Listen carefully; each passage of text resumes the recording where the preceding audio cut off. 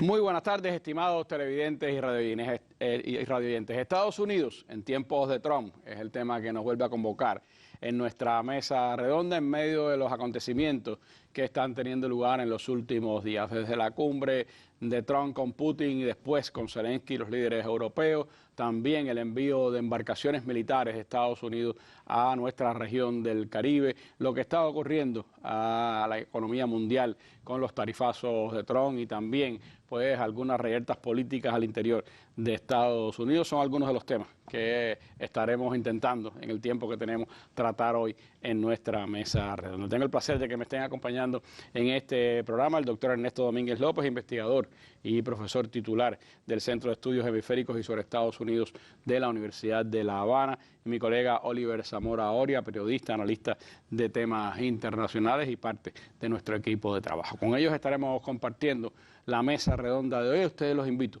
a que nos acompañen. Hoy en la mesa redonda. Luego del cara a cara con el líder ruso Vladimir Putin en Alaska el pasado viernes, Donald Trump recibió este lunes en la Casa Blanca a su par ucraniano Volodymyr Zelensky y se mostró optimista con alcanzar el fin de la guerra.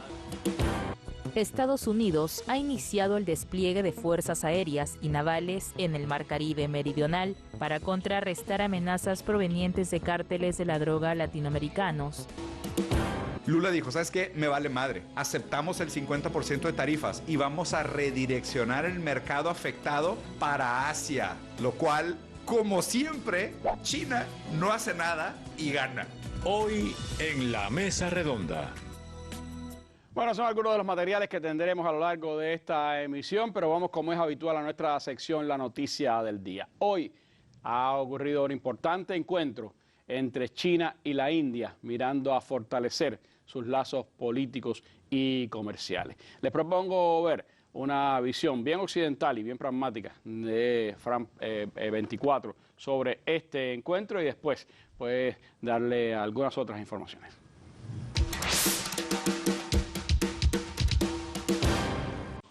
Wang Yi, jefe de la diplomacia china, está hoy en Nueva Delhi por primera vez en 3 años. Narendra Modi, primer ministro indio, viajará en breve a China por primera vez en 7. No es casual este nuevo frenesí diplomático entre las dos grandes potencias asiáticas separadas por viejos conflictos fronterizos y su pugna por la influencia en el continente.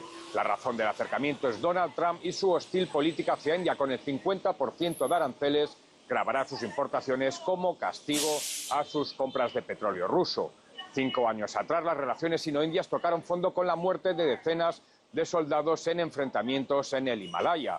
Ahora, en cambio, desde ambos países se dibuja un horizonte brillante de cooperación. Los reveses que experimentamos en los últimos años no estaban en los intereses de la gente de nuestros países, lo ha dicho hoy Wang.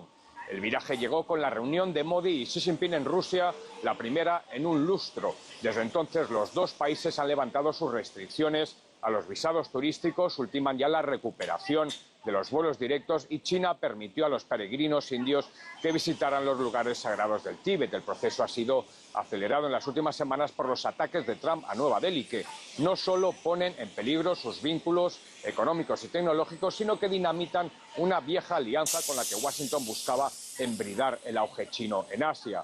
No falta la buena voluntad de estos días en China e India, pero tampoco las enquistadas razones para la desconfianza. Beijing le afea a Nueva Delhi que integre el Quad, una alianza de seguridad junto a Estados Unidos, Australia y Japón, con la indisimulable misión de socavar a China. A India, por su parte, le inquietan los lazos estrechos de Beijing con Pakistán, su enemigo regional. También le separa el comercio con India, intentando aprovecharse de la deslocalización de fábricas de China. Pero todos esos problemas, los viejos y los nuevos, pesan ahora menos que la condición compartida de damnificados por los aranceles de Trump. Bueno, y en el buen camino de esas relaciones también ha tenido lugar en la jornada de hoy un encuentro entre el primer ministro de la India, Narendra Modi, con el ministro de Relaciones Exteriores de China, Wang Yi, quien también es miembro del Buró Político del Comité Central del Partido Comunista de China y director de su oficina de la Comisión Central para Asuntos Exteriores. Modi, el primer ministro de la India, dijo que tanto su país como China son civilizaciones antiguas y han disfrutado una larga historia de intercambios amistosos y que la reunión de Kazán en Rusia Rusia entre los líderes de los dos países en octubre pasado resultó ser un punto de inflexión para el mejoramiento y el desarrollo de los lazos bilaterales. Modi enfatizó que China y la India son socios, no rivales, y comparten el mismo objetivo de lograr crecimientos más rápidos y deben incrementar los intercambios, promover el entendimiento mutuo y ampliar la cooperación. Y dijo que el mundo entero podría percibir el enorme potencial y el futuro brillante de la cooperación bilateral.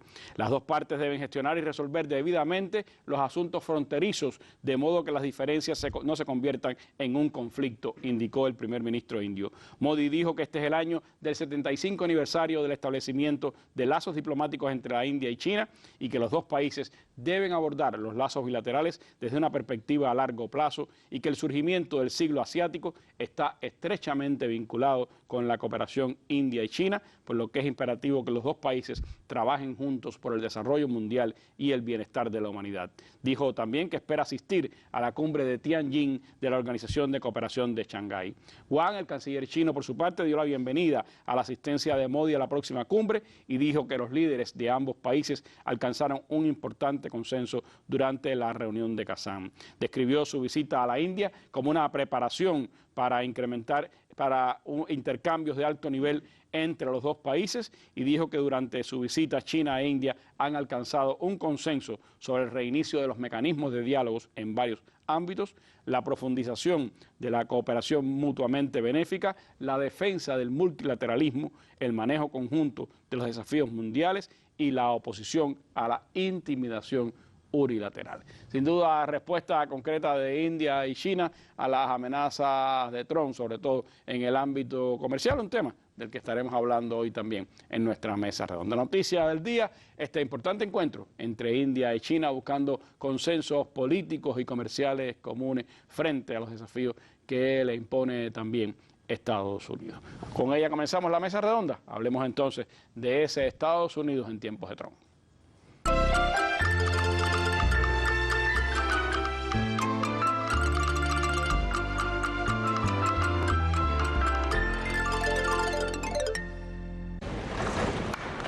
Y Donald Trump interrumpió la reunión.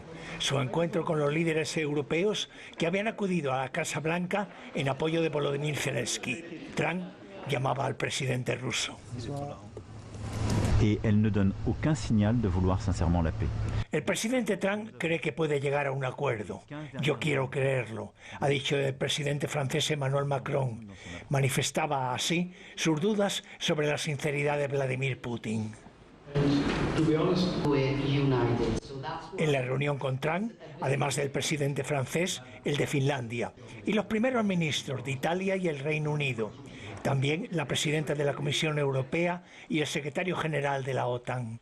Los dirigentes europeos acudieron a la reunión con Trump con una postura coordinada entre sí. Defensa del alto el fuego como paso previo para unas negociaciones de paz. No aceptar como hecho consumado el cambio de fronteras en Ucrania como exige Putin. Un cambio de fronteras obtenido por la fuerza militar. Los dirigentes europeos han pedido también que Europa participe en las conversaciones con Rusia, frente a las intenciones de Vladimir Putin de marginar la presencia europea. Una cumbre clave para el futuro de Ucrania, en un clima de encuentro más amable. Luego del cara a cara con el líder ruso Vladimir Putin en Alaska el pasado viernes, Donald Trump recibió este lunes en la Casa Blanca a su par ucraniano Volodymyr Zelensky y se mostró optimista con alcanzar el fin de la guerra. Yo no podría decir esto, nunca se acaba el camino, la gente está muriendo y queremos acabar esto. Yo no voy a decir que es el fin de la vía, creo que tenemos una buena oportunidad de lograrlo. Y yo sé, conozco al presidente, me conozco a mí mismo y creo que Vladimir Putin quiere ver el final de esto. Zelensky, más distendido que en su último encuentro en el despacho Oval en febrero, también dijo querer el fin del conflicto. Necesitamos detener esta guerra, detener a Rusia y necesitamos respaldo de Estados Unidos y de Europa. Vamos a hacer lo mejor posible para lograr esto. Yo creo que mostramos que somos un pueblo fuerte. Respaldamos la idea de Estados Unidos. Estamos aquí con el presidente Trump. Queremos detener esta guerra, crear un camino diplomático para finalizar esta guerra. Estamos listos para el encuentro trilateral. Como el presidente dijo, hay una buena señal para el encuentro trilateral. El segundo paso en Washington fue junto a la coalición de los voluntarios, integrada por líderes europeos y el titular de la OTAN, Mark Rutte. Un apoyo que habla también del temor de que Trump defina a puertas cerradas con Putin los términos del fin de la guerra. Con los europeos en la mesa, Trump dio detalles de posibles compromisos de Rusia. La cumbre de Alaska reforzó mi creencia de que, aunque es difícil, la paz está al alcance. Y creo que hemos tenido un paso insignificante. El presidente Putin está de acuerdo en que Rusia aceptará garantías de seguridad para Ucrania. Y esto es uno de los puntos claves que necesitamos considerar y que vamos a estar considerando en la mesa también. Como quién hará qué, esencialmente. Me siento optimista de que colectivamente podemos llegar a un acuerdo que puede acabar con agresiones futuras a Ucrania, y creo que eso es bastante sobreestimado, pero vamos a ver qué ocurre. Creo que las naciones europeas van a tomar mucha de la carga. Nosotros vamos a ayudarles y vamos a hacer que todo sea muy seguro. También debemos discutir la posibilidad de los intercambios de territorio. Se han tenido en consideración la línea actual de contacto, eso significa la zona de guerra, las líneas de la guerra. El republicano afirmó que se sabrá en unas 2 semanas si un acuerdo de paz es posible para terminar con la guerra más mortífera de Europa en los últimos 80 años. Bueno, son 2 reportes, 2 visiones, Televisión Española, France 24, sobre lo ocurrido en estos días. Por cierto que, como buen machista que es el presidente Trump, casi que manda a callar a Ursula von der Leyen, quien empezó a hablar de supuestos niños ucranianos raptados, y le dijo, ese no es el tema de esta reunión. Pero vamos a los temas, a lo que está detrás de la noticia. Ernesto, ¿cómo ves estos acontecimientos de los últimos días? ¿Por qué ese intento de Washington de, después de que Trump dijera que en 24 horas resolvía el problema, pues tratar de sentar a la mesa a todos los actores? Y sobre todo, ¿quién, en tu opinión, está, podríamos decir, marcando la pauta de estas conversaciones? A ver, aquí en todo esto que es las conversaciones de Alaska, estas conversaciones ahora con Ucrania, los europeos, los miembros de la Unión Europea que estaban presentes y los británicos que no son miembros de la Unión Europea allá, pero estaban presentes también. En ese contexto hay por lo menos 2 o 3 factores que son claves en esto. El primer punto es que, por supuesto, hay una realidad en el teatro de operaciones que no se puede negar. Ahora mismo, la tendencia en términos militares es a un deterioro sostenido, continuado, de la capacidad ucraniana para seguir resistiendo el avance ruso. Eso está claro, a pesar de todo lo que se diga en los medios de propaganda, cuando uno simplemente examina los mapas y va un poquito más allá de lo que pueda aparecer en los medios de prensa, simplemente hacer una búsqueda un poquito más profunda, eso es visible. Eso no quiere decir que la guerra, si se deja como está, si continúa, vaya a terminar en 6 meses, eso puede durar años incluso, pero definitivamente un deterioro de la posición de Ucrania en ese contexto es algo que tiene que ser considerado como toda esta conversación. Segundo, hay un costo creciente para todas las partes, pero en particular en este caso para el Occidente, la OTAN, el Occidente, porque definitivamente el esfuerzo de guerra de Ucrania está siendo sostenido por, en primer lugar, Europa y Estados Unidos, la Unión Europea y los aliados europeos y los Estados Unidos. Por supuesto, detrás de eso también hay intereses de otro índole, porque todo significa, todos esos volúmenes de dinero que se dice que son para donar a Ucrania, no significa realmente comprar armas a los distintos productores, significa inyectar armas de ese dinero entonces, tomando de otros espacios de gasto, posibilidad de gasto público, reorientarlos hacia gasto militar. De hecho, no hace tanto conversábamos aquí sobre cómo los europeos han incrementado el gasto militar como una parte, como resultado inmediato de la aparente conflicto Zelensky-Trump en febrero pasado. O sea, hay presiones de Trump. No, incluso todo el espectáculo que se armó en torno a la visita anterior de Zelensky a la Casa Blanca llevó a que los europeos entonces avanzaran ese camino supuestamente para reemplazar a los Estados Unidos, y al final terminaron avanzando en el camino que desde la misma Casa Blanca se les exigía a los europeos que hicieran. Ahí hay entonces que añadir otro factor. Hay un proyecto estratégico desde los Estados Unidos que implica, entre otras cosas, una división de tareas entre Europa y Estados Unidos en la cual de hecho lo dijeron con todas sus letras, Europa tiene que asumir el grueso de la carga en el caso ucraniano. Lo dijo Trump. Pero además eso lo dijo Pete Hegseth en su primer encuentro con los miembros de la OTAN con todas sus letras. El secretario de división de tareas, como también detrás hay un criterio de secuencia estratégica. El objetivo final de todo esto, por supuesto, es China, como el gran rival, el que se llama el rival, el par de Estados Unidos que se considera que existe, y por tanto el objetivo primario de esta administración y de todo el estadounidense en términos de política exterior y objetivos geopolíticos es definitivamente China. Rusia es un aliado importante de China, como mismo con otras escalas, en otra escala y con otra relevancia puede ser Irán en el Medio Oriente y otros actores. Hay una secuencia de acciones en este sentido que han estado tratando de seguir, han estado siguiendo, y ese diseño estratégico incluso está publicado. O sea, no es algo que uno esté suponiendo, está publicado en documentos de política que se han elaborado y emitido por Brookings Institution, por la RAND Corporation, que de hecho desde 2019 específicamente es la idea de extender a Rusia, y uno puede ver los distintos propuestas que están ahí, cómo se han estado siguiendo punto por punto por una u otra administración, sin importar si son demócratas o republicanos. Con una idea de atacar a Rusia para debilitar a China, con los republicanos con la misma idea, la única diferencia. Pero con diferentes métodos. Los tiempos ya son diferentes, el método tampoco es diferente, es una guerra proxy, punto. A quien lleva el costo de esa es quizás la diferencia. Quizás hay una idea de acortar los plazos, la idea de un enfrentamiento con China. Incluso había una proyección de una guerra abierta de China-Estados Unidos en 2030, que incluso las proyecciones que se han hecho a partir de la administración acortan ese plazo. No estoy diciendo que vaya a pasar, es un escenario. Simplemente es un escenario, pero se están acortando los plazos en esos escenarios que se han proyectado en ese contexto. Es de eso de lo que estamos hablando. En medio de todo eso, todas estas conversaciones no son más que parte de toda la oceanografía que se monta, porque al final esas decisiones se toman a otro nivel. Como mismo el encuentro con Rusia, y para Rusia también es simplemente mostrar su posición, la fuerza de su posición, que están dispuestos a dialogar, pero sabiendo que no se va a dar un resultado que sea una paz, porque además si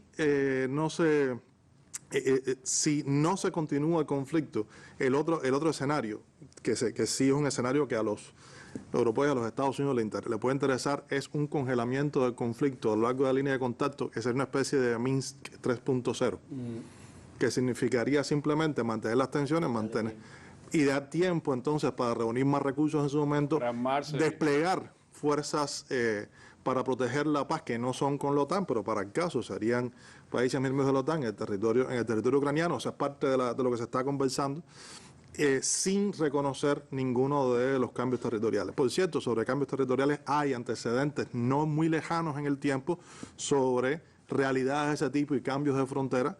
El mejor ejemplo, por supuesto, es Israel-Palestina durante décadas. O sea, no solamente ahora. Los acuerdos de Oslo, de hecho, reconocían un cambio de las fronteras con respecto a lo que se había acordado, incluso en el 47. Y eso es parte de esa dinámica, pero hay cosas interesantes, porque en medio de todas estas conversaciones, primero se hablaba mucho y se decía que el punto límite, Oliver, era que no habría, que habría que parar la guerra y entonces ir a las conversaciones de paz. Ya de eso no se habla. Y ahora de lo que más se habla es de si se cede tierra o no se cede tierra ucraniana en este contexto. Cuando uno va analizando los temas que van logrando ya cierto consenso y a regañadientes van siendo aceptados por Zelensky como por la parte europea, se responde a la pregunta que le hacías a Ernesto. ¿Quién de esta parte del conflicto, de estos actores del conflicto, tiene el sartén tomado por el mango? Sin duda es Estados Unidos. Por varias razones. Primero, porque esto es una guerra de Estados Unidos. Recordemos cómo comenzó. Es verdad que comenzó durante la administración de Biden. Había una cuestión personal ahí.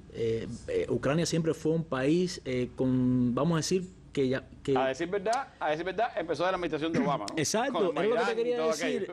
Hay informaciones de la enorme cantidad de visitas que hacía Biden a Ucrania. De hecho, días antes de la toma de posesión de Trump, cuando gana las elecciones en el 2016, Biden estaba en Ucrania, llegó directamente de Ucrania a la toma de posesión. Y hemos puesto lo que pasó con el hijo y las relaciones con las empresas ucranianas. Segundo, porque ha sido de esta parte de los actores el más beneficiado. O sea, fue la guerra de Ucrania la que le abrió a Estados Unidos las puertas al mercado europeo de su gas, después que renunciaron al gas ruso, a cohesionar más la OTAN, que venía de una crisis ya provocada por el primer mandato de Trump, el que logró, por ejemplo, abrirle un segmento de mercado nuevo a la industria armamentista de Estados Unidos. Claro, miles de millones, y el país que en ese sentido ha sido más beneficiado. Y un tercer elemento es que Rusia, de esta parte de los actores, el actor que más reconoce y con quien más dispuesto está a dialogar es con Estados Unidos. Es decir, esa cumbre en Alaska no hubiera podido pasar quizás con ningún líder europeo y mucho menos, por supuesto, con Zelensky. Es decir, Estados Unidos es el país que tiene la fuerza para esto. Ahora sí, hay temas, cuando uno va analizando el discurso y en lo que va creándose cierto consenso o cierta resignación por parte de Europa y de Ucrania, está esto. Se hablaba, lo que decía Ernesto, de congelar el conflicto. Rusia dijo que no y no está entre los planes congelar el conflicto. Hay que ponerle fin a este conflicto. Tiene que ser el resultado de estos diálogos de paz. Se hablaba también de, darle apoyo, garantías de seguridad a Ucrania. Eso sí. Ahora, un alto al fuego. No puede incluir la entrada a la OTAN. Un alto al fuego, exacto. Pero un alto al fuego para comenzar a dialogar, no. Lo dijo el propio Trump, es la postura de Rusia también. Ya Trump ha asegurado de que Ucrania no va a entrar a la OTAN. Era algo que los europeos y que el propio Zelensky decía que si no había alto el fuego no había conversación. Exacto. No, pero es que es mucho más, porque incluso Zelensky llegó a prohibir por ley unas negociaciones con Rusia. Lo llegó a prohibir por ley. Y hay algunas ideas descabelladas que quedaron en el camino, como la de Macron, iba a decir Sarkozy, la de Macron, de enviar tropas europeas a Ucrania. Todo eso se ha desechado. Ahora, yo creo que hay elementos importantes allí también que resaltar. Es decir, esto está sucediendo no por una vocación pacifista de Donald Trump. No la tiene. Si fuera así, no hubiera... premio Nobel. Exacto, no, pero además, ¿quién le está gestionando el premio Nobel? ¿Pero quiénes le están gestionando el premio Nobel? Imagínate tú, el propio Netanyahu. Pero bueno, en fin, más allá de eso, que es un chiste. Un chiste que se lo pueden dar. Un peligroso chiste. Bueno, quién sabe ahora. Ahora se lo dieron a Obama. En fin. Que es el país, es el único presidente en la historia de Estados Unidos, una vez leí, que ya no ha tenido un día sin guerra en toda su administración. Obama se lo dieron.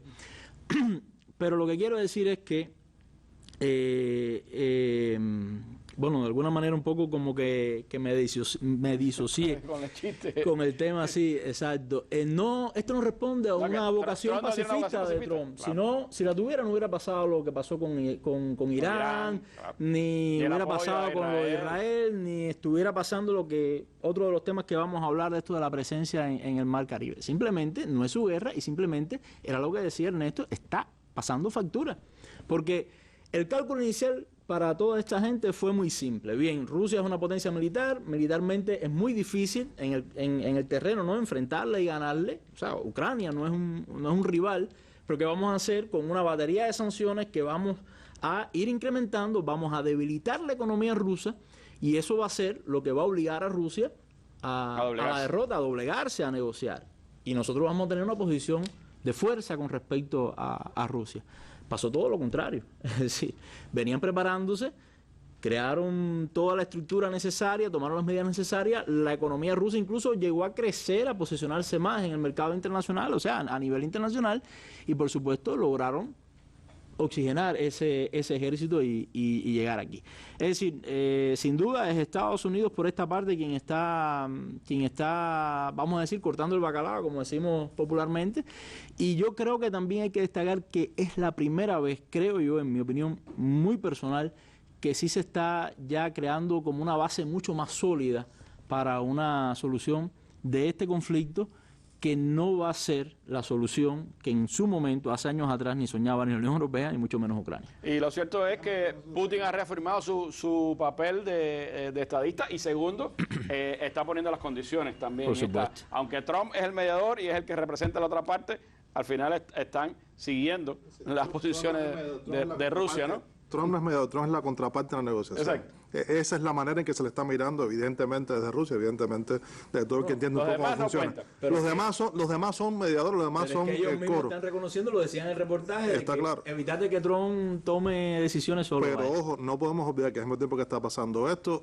por ejemplo, Estados Unidos logró terminar por destruir al gobierno de Assad en Siria, reactivó el conflicto en el Cáucaso en detrimento de Transcaucasia, en detrimento de Armenia, que es el aliado de Rusia en ese contexto. O sea, hay otros tantos escenarios en los cuales ese proceso de extender a Rusia, de debilitar a sus aliados inmediatos, ha tenido éxitos. O sea, es parte de esa estrategia, todo eso está, insisto, en el listado de objetivos intermedios de la política hacia Rusia y de la política hacia los BRICS en general. El cerco a Rusia como parte de la política hacia los BRICS, que al final es la política hacia China, como intento de reconstruir hegemonía de una potencia en declive, que es lo que está de fondo en todo esto y es lo que tenemos que observar, la transición hegemónica en curso y cómo desde Estados Unidos está tratando de contener y revertir el proceso y el riesgo que eso tiene, porque además históricamente y los modelos al respecto todos incluyen una guerra mundial. Claro,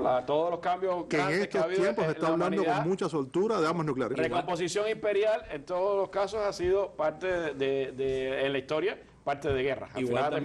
Igual también de esa otra contraparte se están dando pasos y se están sucediendo cosas muy interesantes. Esto que veíamos como noticia del día, China-India es más importante que esta reunión. Es mucho más importante que esta reunión. Esa reunión de India y China tiene un peso extraordinario. Los dos países más poblados del planeta, dos economías sin dudas crecientes. Con una historia de conflictos muy larga. Y que tiene ese encuentro mucha significación. Son las cosas que están alrededor. O sea, la cumbre es el show, es la noticia, pero detrás hay muchos temas políticos y muchos temas geoestratégicos que están corriendo y que siempre es bueno pues darle una atención. Y en esa misma medida está ese intento de revitalizar la época de las cañoneras en América Latina. De eso vamos a hablar ahora en nuestra mesa redonda. Estados Unidos ha iniciado el despliegue de fuerzas aéreas y navales en el Mar Caribe meridional para contrarrestar amenazas provenientes de cárteles de la droga latinoamericanos, según informaron dos fuentes conocedoras de la decisión a Reuters el jueves. Las fuentes precisaron que el presidente Donald Trump ha planteado la utilización del ejército para combatir organizaciones de narcotráfico designadas como terroristas globales y que el Pentágono recibió la orden de preparar las opciones operativas. La intensificación de las acciones contra los cárteles forma parte central de las políticas de Trump para restringir la migración y reforzar la seguridad fronteriza en el sur de Estados Unidos. En los últimos meses, la administración ha desplegado al menos 2 buques de guerra con el objetivo de fortalecer el control en la frontera y combatir el tráfico de drogas, informó una de las fuentes. El Departamento de Defensa de Estados Unidos inició la orden de desplazamiento de efectivos y unidades navales hacia el sur del Mar Caribe, según las fuentes citadas bajo condición de anonimato.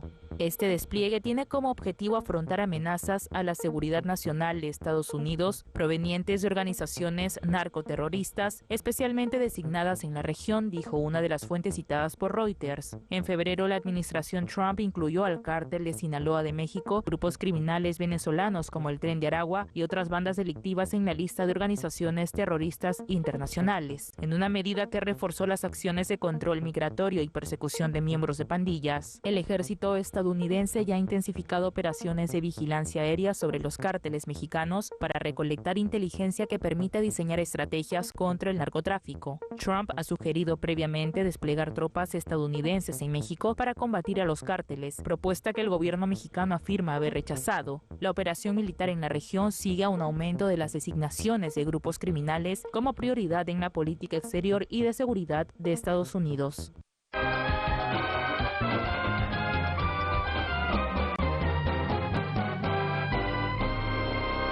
Barcos norteamericanos en el Caribe, algo que Trump había prometido en su primer mandato. Estaba viendo tweets de hace 5 o 6 años donde Trump amenazaba con que enviaría barcos a la región del Caribe y a América Latina, y ahora parece que lo ha concretado en ese intento de convertir de nuevo al narcotráfico como uno de los grandes enemigos para implementar la política de Estados Unidos hacia esta región. ¿Cómo ves los acontecimientos, Oliver? ¿Qué impacto puede tener ese movimiento de tropas en nuestra región del Caribe? Bueno, yo creo que hay motivos para alertarse. Y de hecho, las propias reacciones que se han suscitado por parte de muchos gobernantes de la región, dígase la propia presidenta de México, el presidente de Colombia, por supuesto Nicolás Maduro, presidente de Venezuela, la propia Cancillería cubana, de preocupación, de condena a lo que estaba sucediendo, es en parte porque nadie se cree que solamente el tema del narcotráfico es lo que realmente está detrás de este movimiento. Ahí hay varias aristas, ¿no?, que hay que tratar de situaciones y de hechos que se han dado y que han sucedido históricamente y que uno puede relacionar, ¿no?, para ver qué hay detrás de esto. Primero, lo que decías, el narcotráfico siempre ha sido uno de los pretextos de Estados Unidos para desplegar una política exterior específica, para incluso reforzar su presencia militar en varios países de América Latina. Veamos lo que ha significado la DEA, todo lo que ha significado históricamente, por ejemplo, en Colombia y en muchos otros países,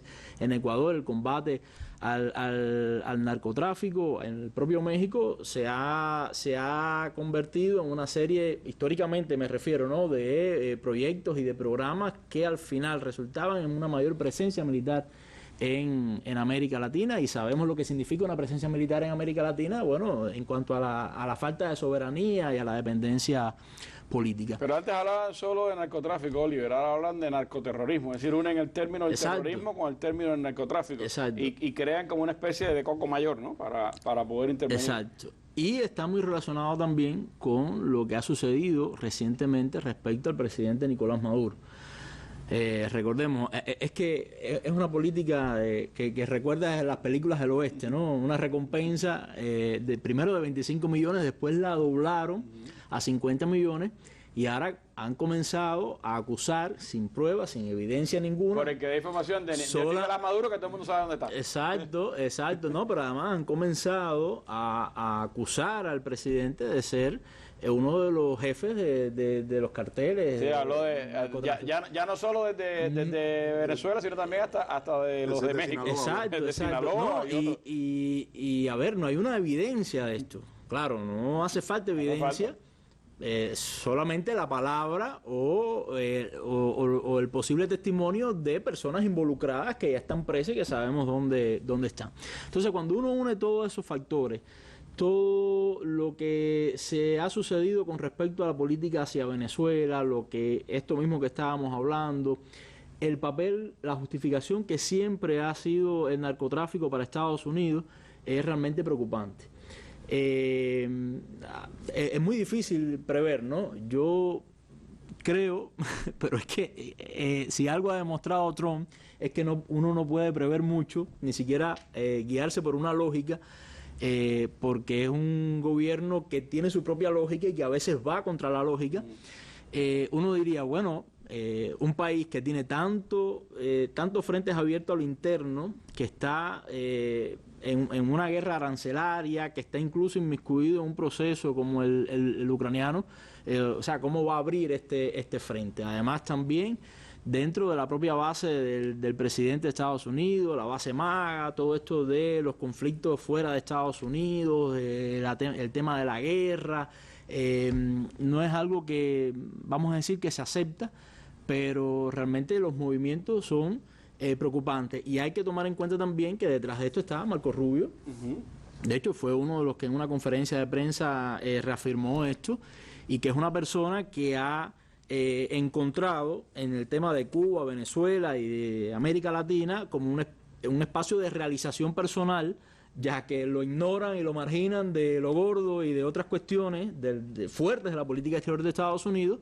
aunque es secretario de Estado y consejero de Seguridad Nacional, bueno, pues ha encontrado aquí como un nicho para sentirse importante y para de alguna manera dejar, me imagino yo, que algún legado o tener alguna, vamos a decir, algo que hacer. Bueno, vaya que tiene aspiraciones presidenciales para el 2028 si Trump lo deja.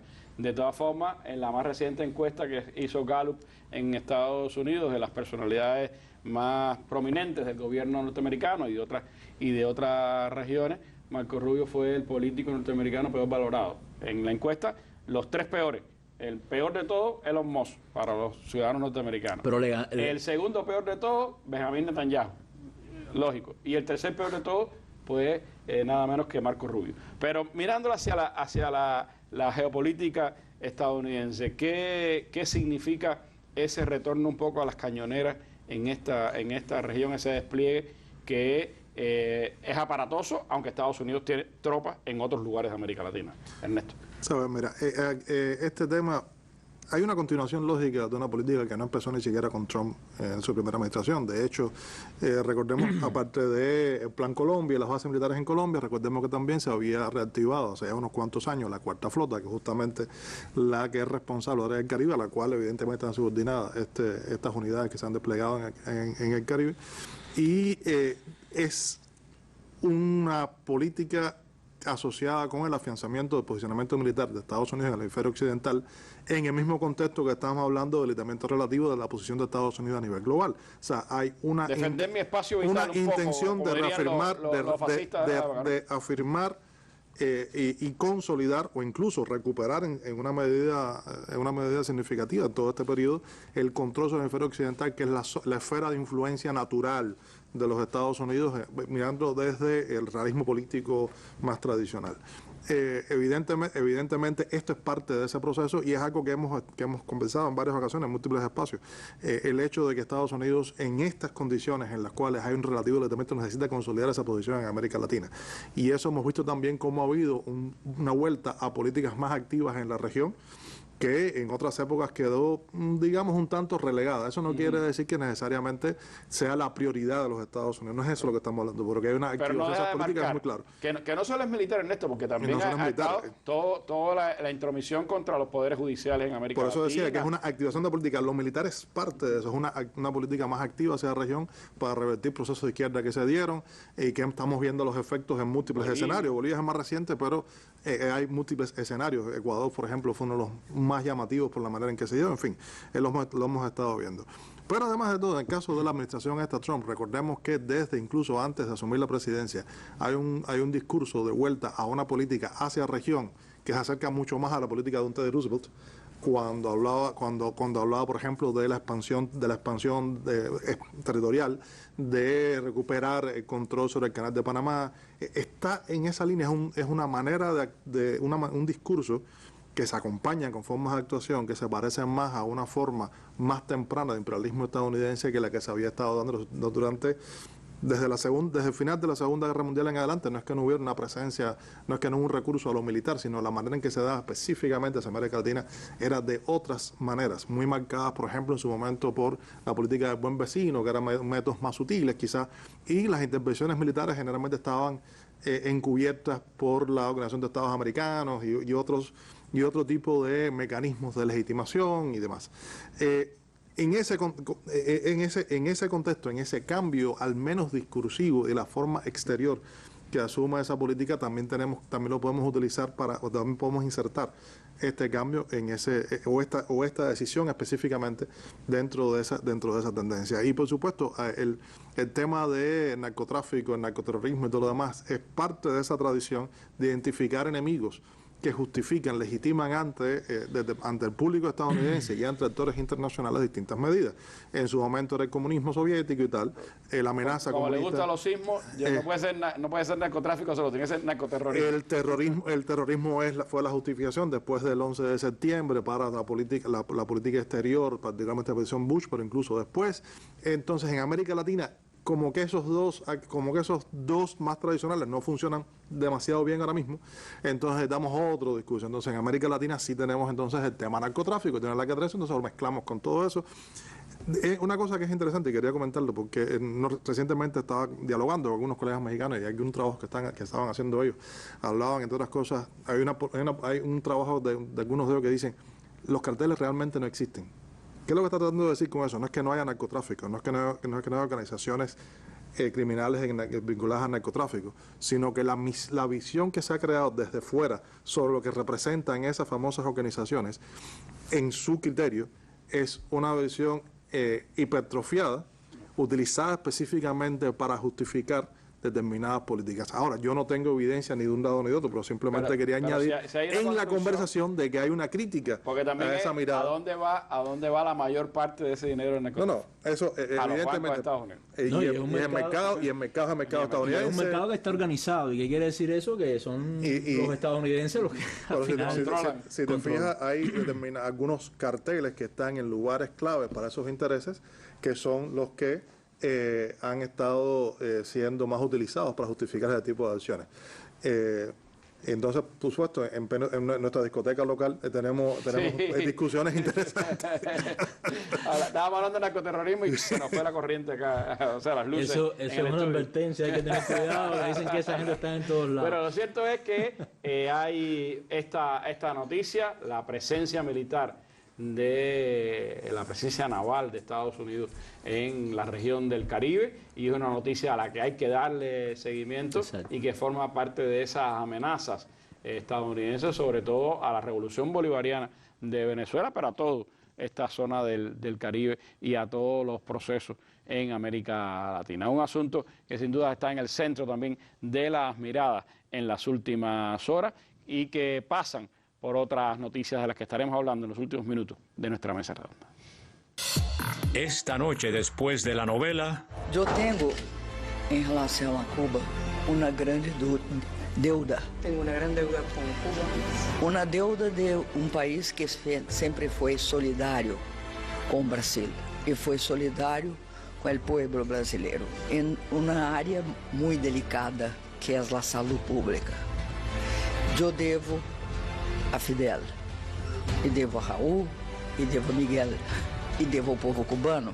Esto es Con Filo, un espacio para mostrar con todos los matices, las noticias, los hechos, las matrices de opinión que circulan en los medios y en las redes sobre la realidad cubana. Vamos a rasgar la costura de la manipulación mediática y adentrarnos en la arista filosa de los acontecimientos. Esta noche por Cubavisión y nuestros canales en Telegram, YouTube y Picta, así como nuestra página de Facebook. Retransmisión en la revista Buenos Días y por Cubavisión Internacional.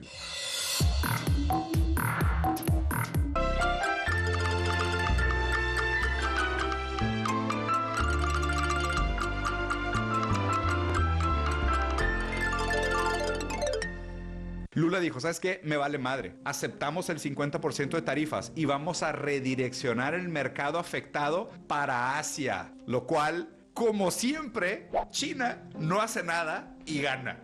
Güey, la estrategia infalible del camarada Xi Jinping, del Partido Comunista Chino, no hace nada y gana. ¿Por qué? Porque la realidad es material, porque son las condiciones materiales las que producen las superestructuras ideológicas y porque la historia tiene, como decía Marx, un índole dialéctico de superación. Entonces China de nuevo no hace nada, de nuevo gana. Y ahora dice China que está dispuesto a reaccionar ante Trump contra Brasil y propone ampliar partnerships con empresas estratégicas como Embraer, que es el caso de los aviones y turbinas. Muy bien por parte de China y muy bien por parte de Brasil. Esta mamá de 2 a punto de comenzar la escuela está alarmada con las repercusiones de las tarifas. Sí, lo estoy viendo, los precios están subiendo. What this really means. La gobernadora Hochul advierte que los consumidores en Nueva York podrían pagar hasta $33,000 millones más en productos importados. Eso se traduce en aproximadamente $4,200 adicionales por hogar en el estado. Tenemos el impacto inmediato. El profesor de economía de la Universidad de Rutgers explica que el efecto de las nuevas tarifas las comenzaremos a sentir en días. Productos de supermercado, alimentos y demás que tienen que ponerse a la orden de compra hoy al precio de la nueva tarifa para el consumo el lunes, que va a tener una diferencia de precio para el consumidor. Los productos más afectados serán precisamente los que más se necesitan en este regreso a clase. Los padres de familia que están comprando ropa hoy van a pagar los precios de la semana pasada de importación. Hay de familia que compran ropa en una semana, 15 días, van a pagar el impuesto a las tarifas si esta no se arregla. Ahora va a entrar en vigor, luego dicen que no, la semana pasada era una cosa. Precisamente la incertidumbre en esta feria de calzado internacional tiene a estos fabricantes españoles donde la tarifa se incrementó un 15% sin clientes mayoristas. ¿Cuánto va a costar de más ahora? Pues un zapato que ahora el cliente compra por 20 y antes pagaba el 10%, pues ahora tiene que pagar 25. Entonces, claro, la mamá o el papá que va a comprar el zapato a la tienda, ese es el que más lo nota. Y es que dependiendo de qué país viene el producto y cuándo entró al país, usted comenzará a sentir los efectos en su bolsillo. Sobre todo cuando vengan de India, que se aplicó una tarifa extra que llegó al 50%, ahí va a ser directo, no el día de hoy, sino en una semana, 15 días, cuando el contenedor con ropa llega y se descargue la tienda. ¿Cuál sería la recomendación en estos momentos a los padres? Que no tengan pánico. El mayor problema no es comprar caro o barato, el mayor problema es comprar lo que no necesitas y desperdiciar el dinero. Hacer una lista, comparar precios y comprar lo antes posible es el plan de esta familia. ¿Qué necesitas para regreso a la escuela? Mochila, útiles, la ropa. Bueno, las tarifas de Trump ya están haciendo efectos hacia el mundo y también hacia adentro de los Estados Unidos. ¿Qué impacto real puede tener esta política, este intento de Trump de imponer sus reglas en el comercio internacional, Ernesto? Bueno, para el comercio internacional lo primero que está generando es una disrupción del comercio, del flujo normal de comercio, por supuesto, y está generando reacciones. Ya vimos el acercamiento indio-chino, una vez más, es parte integral de respeto a todo eso, pero no solamente es India y China, hay mucho más allá que todo eso, porque, por supuesto, se ven afectados muchos actores de ese comercio internacional. Brasil lo veíamos ahí también. Brasil, también hablando que Brasil, porque es el tema de las aranceles directos, los aranceles, las sanciones secundarias a través de aranceles, porque si están comprando en Rusia o en China, entonces están revendiendo. Todo eso es parte de la historia, ¿no? Pero al final de lo que está tratando, lo que eso puede generar en términos estructurales, por supuesto, es un proceso de relativo y gradual desacople en esa economía globalizada, una fractura en eso y una regionalización dentro de esa globalización. No estoy diciendo qué es lo que va a pasar, pero es algo que puede pasar perfectamente y de hecho las líneas de fractura están claramente delineadas ya en este momento. Y es un proceso que de alguna manera se había ido delineando. Se venía delineando desde antes, lo que por supuesto, lo que pasa con el caso Trump y las políticas de la administración Trump, en todos los casos, no es que estén necesariamente creando nada nuevo, sino que están acelerando procesos que ya se venían dando por distintas vías y con distintos ritmos. Pero políticas de choque, pudiéramos decir. En gran medida son políticas de choque, son políticas de catalizar esos procesos, entendiendo quizás que es el camino, porque dentro de la administración Trump hay que ver varias cosas. Hay grupos que simplemente no les interesa nada de esto y simplemente están jugando por el impacto político que pueden tener.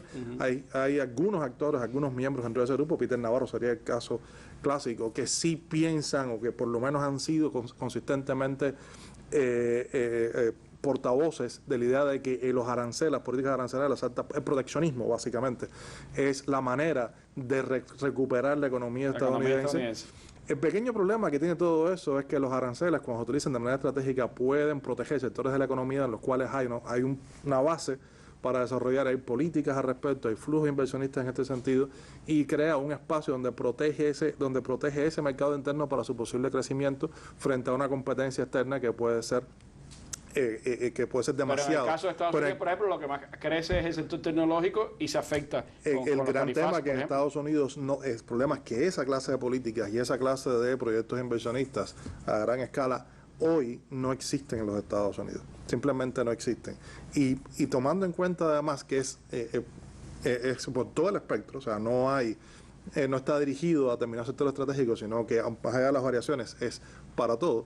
Eso significa que los bienes de consumo que entran a los Estados Unidos, que depende a una escala tremenda de esos bienes importados, van a encarecerse para los bolsillos de los consumidores. Una parte importante de China y otra parte de la India también. De hecho, algunos de los equipos electrónicos que no se deja, por ejemplo, iPhone había dejado de producir en China lo que se vende en los Estados Unidos, lo había pasado a producir en India.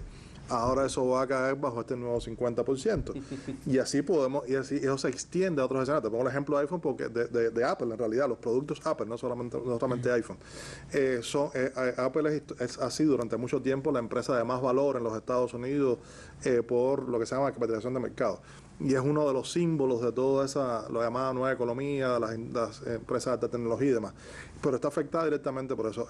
En definitiva, el impacto está claro, o los impactos posibles están claros a nivel global y a nivel interno, evidentemente, eso va a generar un incremento, ya está generando, pero va a generar aún más una aceleración de la inflación en los Estados Unidos, y eso va a tener repercusiones no solamente para Estados Unidos, sino para otras economías, incluyendo, por ejemplo, flujos de productos que salen de Estados Unidos por otras partes, que pasan por el medio pasan por Estados, en fin, todo eso va a estar pasando, y eso también puede acelerar procesos de integración económica, puede acelerar procesos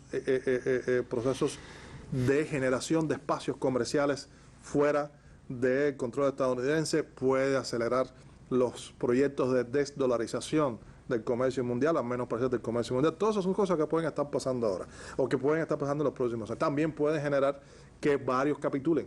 Hay varios que ya han tratado de negociar con Estados Unidos, incluyendo la Unión Europea fue la primera. La segunda, primero fue Japón. De los grandes, ¿no? Sí. Que han incluido proyectos o la idea de que voy a invertir X cantidad de miles de millones en Estados Unidos, que además de todo en todos los casos incluyen el acápite de que el Ejecutivo estadounidense va a decidir dónde se invierten. Detalle que también es parte de las conversaciones. Empresas que están tomando, el gobierno estadounidense está tomando control parcial sobre ellas. Todo eso está pasando en este contexto. Entonces se está moviendo en muchos niveles. Y por cierto, todo eso viene acompañado también por lo que estamos hablando ahorita de la militarización, el uso del sector militar, militarización en la política exterior. Y el sector militar viene acompañando más por la militarización de la política interna. Cuando pones todo eso, inflación, estas problemáticas económicas, crecimiento de la desigualdad, todo significa incremento de la conflictividad social en los Estados Unidos. Y de ahí también la necesidad de generar o de afirmar poder y militarizar incluso internamente como parte Guardia de Nacional para Los Ángeles, Guardia Nacional para Washington, D.C. Todo eso es parte del mismo aparato, del mismo sistema de políticas.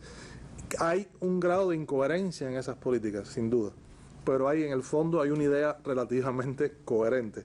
Hay una idea de concentrar poder en grupos lo más pequeños posibles y activar todos los mecanismos que estén disponibles para proteger esa posición de poder o ampliarla incluso. La plutocracia norteamericana a todo vapor, que incluye, Ernesto, lo que ahora plutocrática, acaba de decir el presidente Trump, que va a poner orden en el contexto electoral norteamericano, que eso cada estado decide cómo se hace. Él dice que hay que hacerlo de una sola manera y que el voto por correo se va afuera. Ajá, eso es lo que está diciendo, que incluso incluye todo el debate en torno a que remandering también que se está dando, todas las políticas de supresión de voto más o menos indirecto. Con eso tiene que ver también el tema de las minorías y el tema migratorio está asociado directamente con todo eso. No, el panorama es extremadamente complicado porque, por supuesto, si se lleva a elecciones en el momento actual, hay una probabilidad significativa, en las condiciones actuales, con una elección más o menos normal, hay una probabilidad significativa de que el Partido Republicano pierda la mayoría en las cámaras, particularmente en la Cámara de Representantes, pero posiblemente también en el Senado. Y incluso para 2028, la elección presidencial, que sería supuestamente un republicano, no Trump, si no modifican las cosas, sería difícil mantenerlo como están las cosas hoy. Bien, claro. Pero eso ahora, de la forma, Trump sigue enseñando su gorrita de 2028 a todo el que va a la Casa Blanca. Vamos a ver qué pasa de aquí a allá. Pero bueno, Oliver, viendo todo este panorama, cómo valorar lo que está ocurriendo también de cara a la política exterior de Estados Unidos y a esos intentos también de militarizar la política interna de los Estados Unidos. A ver, yo creo, y me parece que esos son elementos importantes, aunque quizás no responda específicamente a tu pregunta, que hay un grupo de elementos que también están incidiendo, sobre todo a lo interno y en el tema de la economía estadounidense, y no solamente son los aranceles, sino son el tema de los aranceles, los efectos hacia adentro, combinado con un grupo de cuestiones. dentro de Estados Unidos, ¿qué se dice? Caballero, esto no va a resolver el tema del desequilibrio del déficit comercial con otros países. De hecho, va a afectar a la economía estadounidense, no va a caer en recesión, pero sí se va a contraer. Y hay cálculos incluso que dicen que a cada familia estadounidense le va a costar, esto puede variar, por supuesto, anualmente $2.400 más al año, anualmente, a el tema de los gastos familiares. Y obviamente muchos dicen, bueno, es una victoria política relativa, porque el mundo ha cambiado y quizás presionaron a la Unión Europea y a Japón, pero miren lo que pasó en Brasil, 50% de aranceles. No, pero escucha, 50% de aranceles a Brasil, uno de los renglones más afectados del café. China le abre el mercado a más de 180 empresas brasileñas del café. O sea, esto hay que tomarlo en cuenta. Y obviamente van a ser ellos afectados. Ahora, esto hay que combinarlo también con el tema de la migración y con el impacto que va a tener en la economía la migración. Por ejemplo, el Ministerio del Trabajo, yo esto lo quiero leer, que mide la inflación, o sea, dijo que recientemente que el índice de precio al productor, que es no al consumidor, al productor, que es la antesala de la inflación, creció en junio 0,9%. Es el salto más grande de los últimos 3 años. Pero eso lo dice el secretario o el estadístico que estaba antes que lo votaran. Bueno, probablemente sí, probablemente lo hayan votado ya, no, lo votaron, por esta serie de cuestiones. Pero bueno, es que esto es una realidad. Esto es una realidad. Y esto se une también, Randy, el impacto que va a tener en la inflación. O sea, por un lado los aranceles, por otro lado el tema de los inmigrantes, que ya hay sectores que ya se ven muy afectados, el tema de la construcción, el tema de la agricultura, la situación grave que hay al interior del campo estadounidense, el aumento exponencial de los suicidios dentro de los campesinos, o sea, los granjeros estadounidenses, que hay cálculos que son terribles. Incluso ya hay algunas iniciativas a nivel estadual, a nivel federal, en los congresos para atender este tema. ¿Y cuál es la mayor razón? Las presiones financieras. Las presiones financieras. Estamos hablando de que esto es un sector, por lo general, que vota republicano, que vota a Trump. Es decir, es un conjunto de cosas a lo interno que están sucediendo, que van a llevar a Estados Unidos quizás no por el mejor camino y que va a tener un reflejo en la política exterior, por supuesto, que es, vamos a decir, uno de los recursos que tiene Trump siempre para desviar la atención, ¿no? Bueno, pues hay que seguir todos estos acontecimientos, mucha explosividad a lo interno de los Estados Unidos, mucha explosividad del gobierno Trump hacia el exterior y, por supuesto, los acontecimientos que tienen lugar en este mundo. No hablemos de Gaza, no hablemos del papel de Estados Unidos en esa región, de eso tendremos que hablar en otro momento. Le agradezco mucho a Ernesto y a Oliver haberme acompañado esta tarde y nos despedimos, como en todo este año del centenario de Fidel, con imágenes del comandante jefe, unas menos usuales, unas que menos se conocen, pero que tienen que ver con que hoy, el Día Mundial de la Fotografía, evocamos a ese Fidel, cámara en mano. Muy buenas noches.